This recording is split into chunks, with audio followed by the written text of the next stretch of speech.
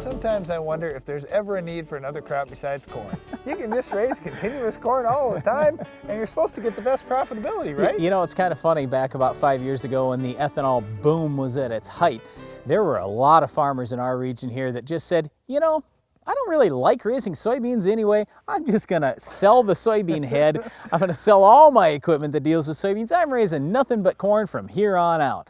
Goodbye soybeans. Well, you know what? This year we had really good soybean yields around the country. We had a good price on soybeans, and a lot of farmers are realizing, you know, rotation is not that bad a thing. Well, there are other reasons they're realizing that as well. And when you talk about continuous corn, it's good to talk about the positive side, like building organic matter, having a high residue crop. Really, the profitability on corn has been good year in, year out over the last few years. That's all great. The downside is you've got disease problems, more insect problems, weeds are getting tougher to control. Whoa, hold on. No, see, I'm going to disagree with you completely here. We've got way more bug problems in soybeans. We have to spray every year. Well, we've got to put an insecticide seed treatment down. We got to spray for aphids at least once, maybe twice.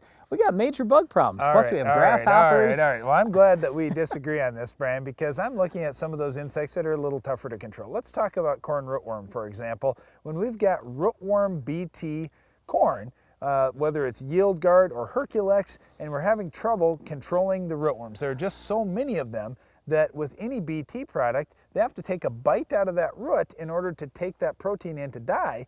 Well, if they've got to take a bite out of the root, and there are millions of them out in the field, they're going to just devastate the root systems. And we had farmers again this year in continuous corn where their corn is falling over even though they had rootworm BT. Yep, so the point is, if you're in a heavy pressure area, if you've been raising nothing but continuous corn and all your neighbors are doing the exact same thing, you probably need some insecticide besides the VT3 or Smart Stacks or whatever traits you're going to use out there. The other thing is, I'd ask you, are you seeing some rootworms in your area that are becoming resistant to VT3? So right in our area, they found some in the same section that I live in where they believe that it's rootworm resistant. I mean, or these rootworms have become resistant to the VT3. So I don't know, I just think insecticide, as inexpensive as it is and as much as corn is worth, it's probably a good idea to at least put a low rate of insecticide out there to stop some of the rootworms before they take those bites out of the plant. And there's certainly a benefit to having the Smart Stacks where you've got different proteins in there, so your chance of resistance is much less. Two different rootworm traits instead of one that the VT3 would have. Okay, well, insects are one thing. How about disease? This is another thing that's been a big issue as we get into continuous corn. You've got to be very fussy on the hybrids that you're selecting because there are certainly more disease problems when you have continuous anything. Continuous wheat, continuous soybeans, continuous corn. When you aren't using crop rotation to your advantage, you're going to have more disease issues. This year, the one that was probably the most problem up in our region was Goss's wilt. It was a disease many farmers had never seen before, plus it's one that you can't treat. Well, that's right. See, Goss's wilt is bacterial, and we can control fungus with fungicides, but we can't control bacteria with anything that we use on the farm. So if you get Goss's wilt, you're stuck. All you can do is plant tolerant or resistant varieties. So make sure that if you've had Goss's wilt in your area, you're finding the right varieties. The other thing is doing some deep tillage as well. If you're going to be continuous corn and you have some disease issues, many of those disease issues can be helped a little bit at least by doing some deep tillage, so there isn't such a large amount of inoculum. If you're going to do that tillage, one of the things you might want to look at is getting a chopping corn head. We've used a chopping corn head on our farm the last few years. Unfortunately, we didn't have all chopping corn heads on our farm. I wish we did, but we're going towards that direction here in the future. We're just going to buy another combine for this next year.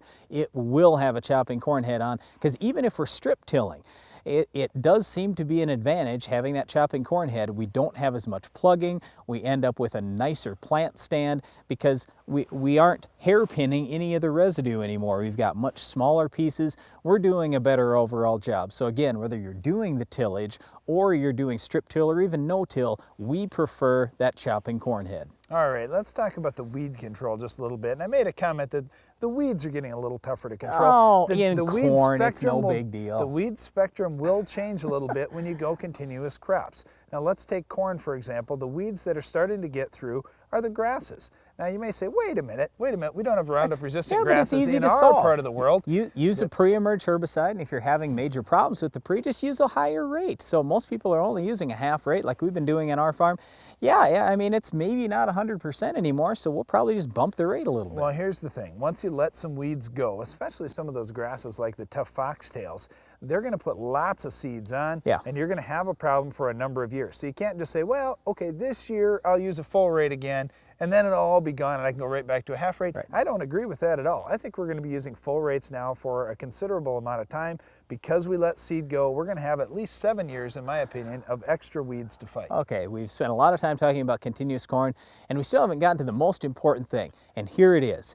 The number one mistake we see around the United States when farmers raise continuous corn is they just don't put enough nitrogen on. You need at least 50 pounds of extra nitrogen if you're going to go continuous corn instead of corn after soybeans. You've got to have that extra 50 pounds, and it might even be even more. It might be 60 or 70 pounds. If you're short on nitrogen, you're not going to raise a great corn crop. So on our farm, if we're going to try to raise 200 bushel corn in continuous cornfield, we're putting out 240, 250 pounds of actual nitrogen. So don't think you can get by with 180 or 200. It's not going to cut it. You're going to run short on nitrogen in almost every single case. Well, depending on what part of the country you're in, there's certainly a lure for many farmers to go continuous corn. Well, it can be done successfully, and we do some on our own farm. There are some drawbacks you need to be aware of before you get into that system. And one of the drawbacks could be weed control. We'll show you if our weed of the week is one of those weeds.